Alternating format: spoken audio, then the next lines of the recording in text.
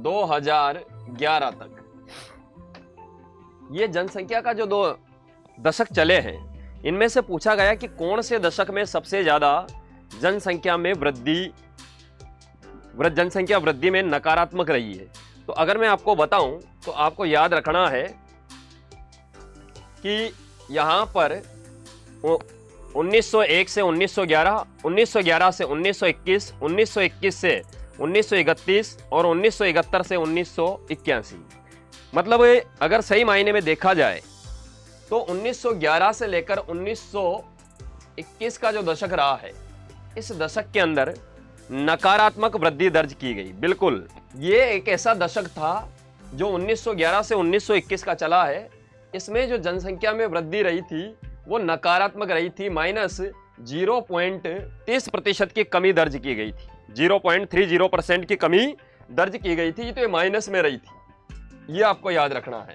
और अगर बात करें कि इसके बाद, तो इसके बाद का जो भी दशक चला है उसमें आज तक जनसंख्या वृद्धि दर हमेशा प्लस में रही है। अगर सही मायने में बात करें तो इस 1921 के बाद का जो दशक चला है आज 2011 तक, तो इस पूरे दशक के अंदर अगर बात करें तो जनसंख्या में हमेशा जनसंख्या बढ़ी है। हर 10 वर्षों में जनसंख्या में वृद्धि हुई है, कमी आज तक दर्ज नहीं की गई है। ये एक ही सेशन ऐसा था जो 1911 से 1921 के बीच का था, जिनमें जनसंख्या जो है वो घटी थी। 10 वर्षों में जनसंख्या का जो आंकड़ा आया था वो कम देखने को मिला था, पर अब तक जनसंख्या में लगातार वृद्धि दर्ज की गई है। और अगर बात करें कि यहां पर, तो इसके बाद में जनसंख्या वृद्धि दर नकारात्मक रही है। बिल्कुल,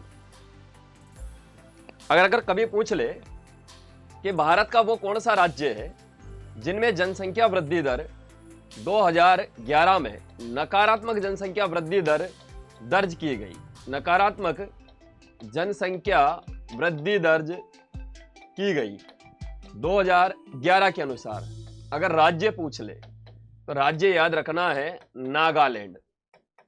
और नागालैंड भारत का ऐसा राज्य है जिसमें 2011 की जनगणना ये कहती है कि यहां पर जनसंख्या जो वृद्धि दर है वो नकारात्मक रही है। तो किस राज्य में भारत में जनसंख्या वृद्धि दर नकारात्मक दर्ज की गई, तो राज्य पूछ ले तो नागालैंड। कौन से वर्ष में, तो याद रखना है 1911 से लेकर 1921 का जो वर्ष था, इसमें पूरे भारत के अंदर जनसंख्या वृद्धि दर का ये जो दशक था ये नकारात्मक रहा है।